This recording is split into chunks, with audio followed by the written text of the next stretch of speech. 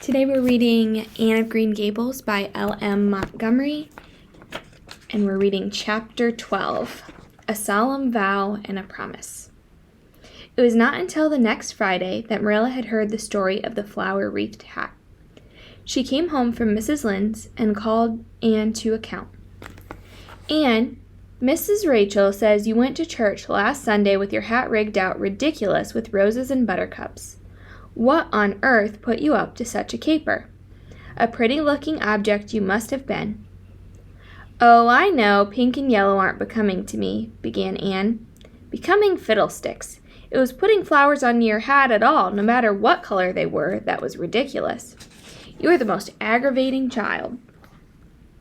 "I don't see why it's any more ridiculous to wear flowers on your hat than on your dress," protested Anne. "Lots of little girls there had bouquets pinned on their dresses. What was the difference?" Marilla had not to be drawn from the safe concrete into the dubious paths of the abstract. "Don't answer me back like that, Anne. It was very silly of you to do such a thing. Never let me catch you at such a trick again. Mrs. Rachel said she thought she would sink through the floor when she saw you come in all rigged out like that. She couldn't get near enough to tell you to take it off until it was too late. She says people talked about it something dreadful. Of course, they would think I had no better sense than to let you go decked out like that." "Oh, I am so sorry," said Anne, tears welling into her eyes. "I never thought you'd mind. The roses and buttercups were so pretty, and I thought they'd look lovely on my hat. Lots of the little girls had artificial flowers on their hats. I'm afraid I'm going to be a dreadful trial to you. Maybe you'd better send me back to the orphanage. That would be terrible. I don't think I could endure it. Most likely I'd go into consumption. I'm so thin as it is, you see. But that would be better than being a trial to you." "Nonsense," said Marilla, vexed at herself for having made the child cry. "I don't want to send you back to the orphanage, I'm sure.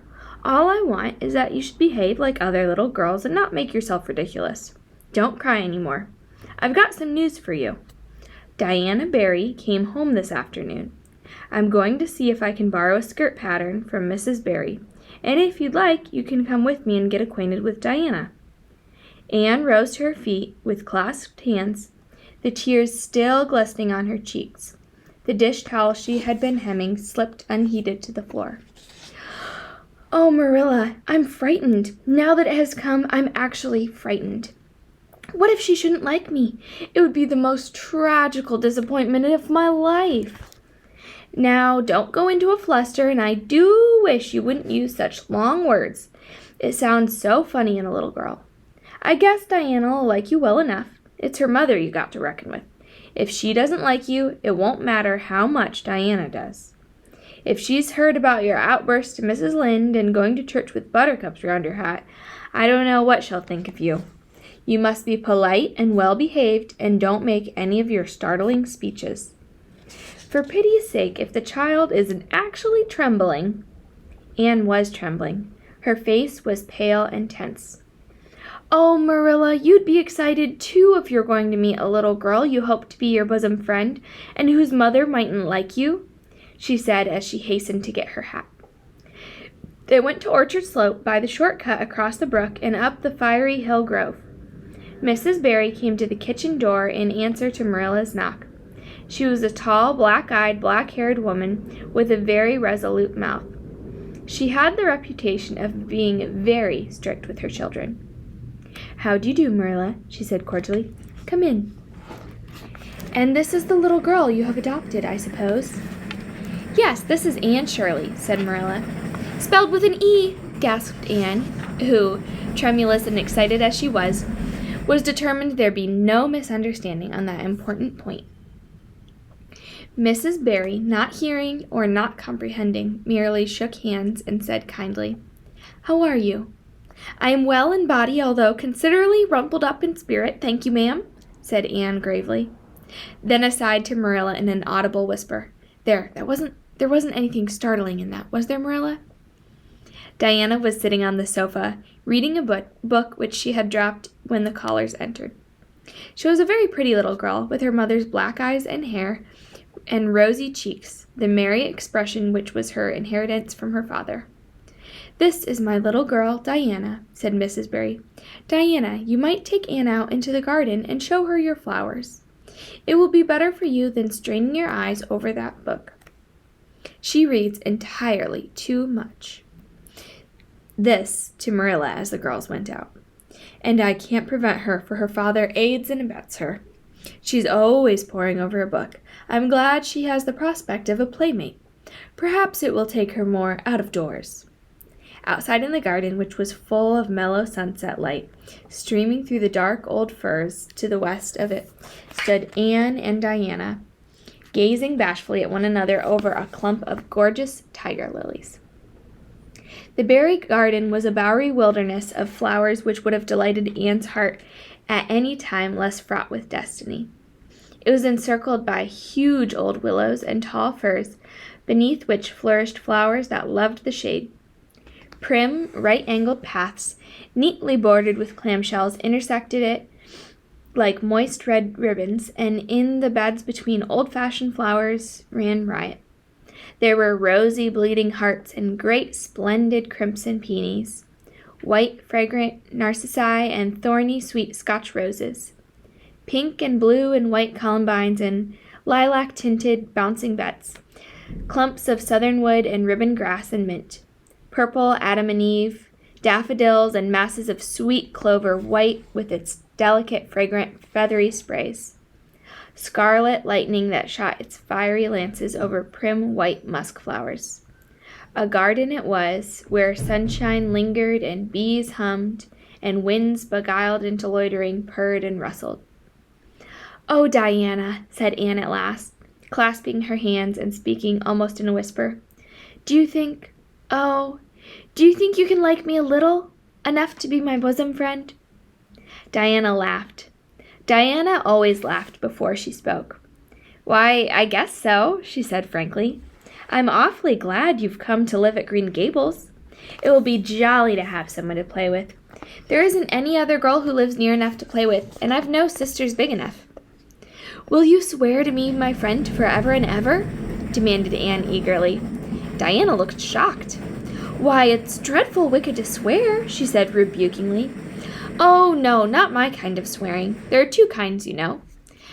"I never heard about but one kind," said Diana doubtfully. "There really is another. Oh, it isn't wicked at all. It just means vowing and promising solemnly." "Well, I don't mind doing that," agreed Diana, relieved. "How do you do it?" "We must join hands, so," said Anne gravely. "It ought to be over running water. We'll just imagine this path is running water. I'll repeat the oath first. I solemnly swear to be faithful to my bosom friend Diana Barry as long as the sun and moon shall endure. Now you say it and put my name in." Diana repeated the oath with a laugh, fore and aft. Then she said, "You're a strange girl, Anne. I heard before that you were strange, but I believe I'm going to like you real well." When Marilla and Anne went home, Diana went with them as far as the log bridge.